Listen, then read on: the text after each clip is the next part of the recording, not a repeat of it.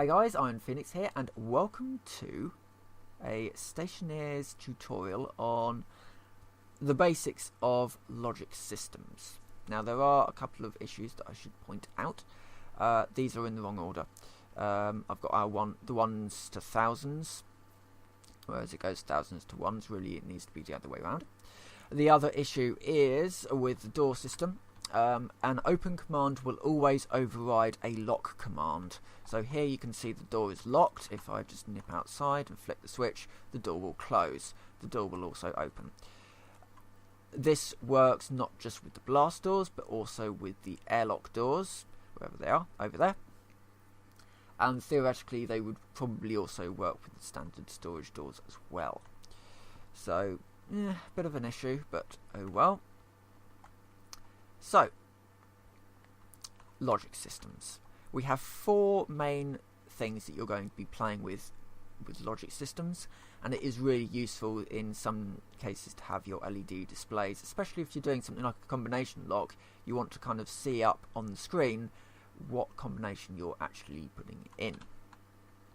So here we've got an LED display just for basic display purposes to show what these dials are outputting. Then we have our memory. Now our memory stores a value. This is actually stored as a float, which means that you can have something like 9.5 or 0.7. It allows you to do points rather than just whole integers, where an integer would say it's either 9 or it's 10. A float can actually vary between them. Technically, these dials are outputting solid total numbers, and in fact this entire system here is just using complete numbers. So for this system it doesn't really matter. For your solar panels it does. But anyway, so we've got our LED displays and we've got our memories. Over here we have our logic writer. Now this is actually a multi thing, so it's the logic IO, and if I right click on this, so we've got our batch writer, our logic reader, and our logic writer. So our logic reader reads information about an item and then it outputs some kind of value or variable because of it. Our logic writer writes information outwards, so it will tell a door to open, or it will write a value up here. The batch writer will detect every single item on that system and output a value to all of them. So in the case where you've got loads of solar panels, you want to be using a batch writer rather than a logic writer, because the logic writer will only target one solar panel. A batch writer will output to them all. Then of course we have our processor, which is this one. Now I have actually only used two of the processors in this mess: a logic math and logic compare. I don't know what these ones do.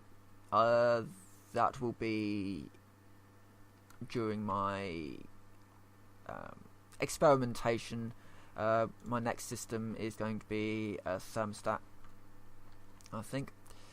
So basically what all this mess does is I've got some maths here. So I've got three maths that basically take a value from a dial and times it with its associated memory to create either a 10, 100 or 1,000.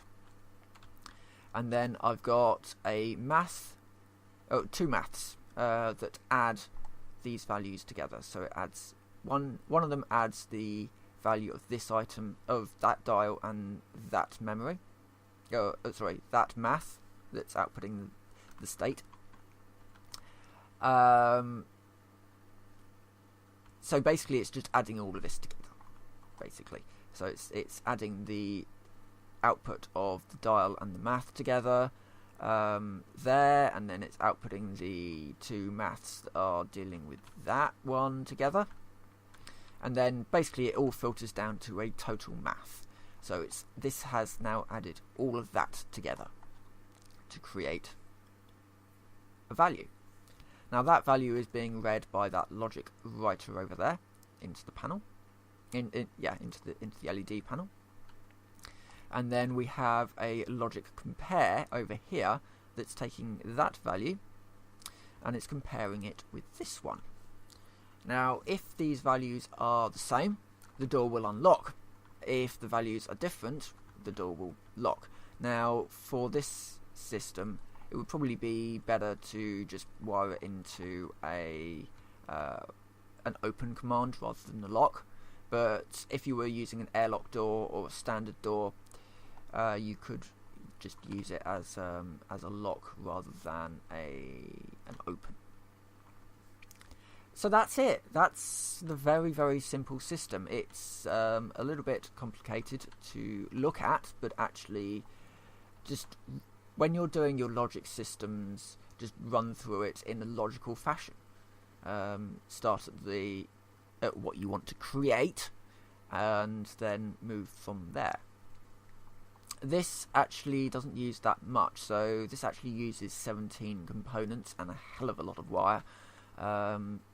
Just make sure that when you are building your systems that all of these inputs are wired up, the power, the inputs, and that the things are actually turned on, and you just click on that.